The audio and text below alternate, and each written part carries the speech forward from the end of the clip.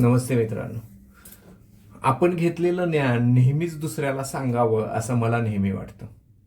Reason हे की मी बऱ्याच वेळा बाहेर फिरत असतो आणि सारखं नवीन ज्ञान घेत असतो.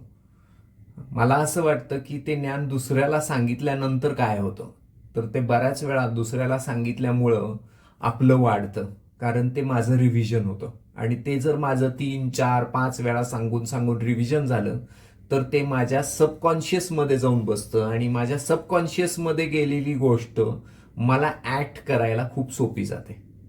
त्यामुळं नेहमीच आपण आपलं ज्ञान ज्यावेळी दुसऱ्याला सांगायला जातो त्यावेळी ती दुसऱ्याला सांगितलेलं ज्ञान आपल्याला प्रचंड आउटपुट देऊन जातं स्वतःला.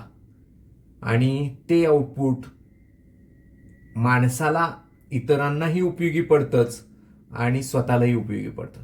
तर नक्कीच विचार केला पाहिजे की आपण खूप वेळा आपल्या गोष्टी लोकांना सांगण्यापासून लपवत असतो, पण त्या लपवल्याने फायदा होण्यापेक्षा मला असं वाटतं की तोटाच होतो.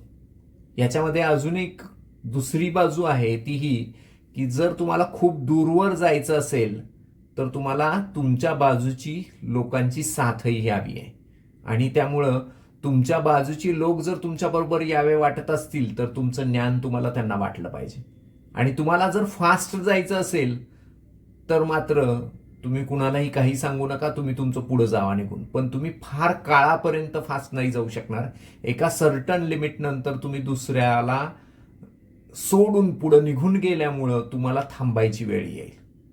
त्यामुळं नक्कीच हा विचार केला पाहिजे की आपण आपलं ज्ञान, जे काही पैसे कमवण्याचं ज्ञान असून दे, व्यवसाय करण्याचं ज्ञान असून दे, त्याचबरोबर हेल्थबद्दलचं ज्ञान असून दे, मैत्रीबद्दलचं ज्ञान असून दे, फॅमिली रिलेशनशिप बद्दलचं ज्ञान असून दे, शेअर मार्केटचं असून दे, म्युच्युअल फंडाचं असून दे, सोन्याच्या गुंतवणुकीचं, चांदीच्या गुंतवणुकीबद्दलचं असून दे, ह्या सगळ्या ज्ञानाची आपण आपल्या जवळच्या मित्रांबरोबर शेअरिंग केलं पाहिजे.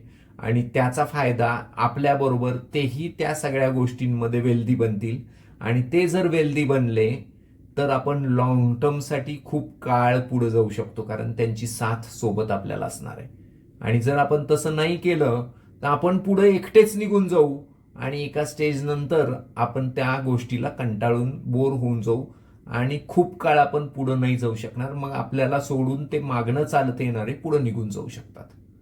त्यामुळे नक्कीच विचार करा आणि त्या दृष्टीने प्लॅन करा की बाबा आपण आपलं ज्ञान दुसऱ्यांना नक्कीच शेअर केलं पाहिजे, वाटलं पाहिजे. थँक्यू.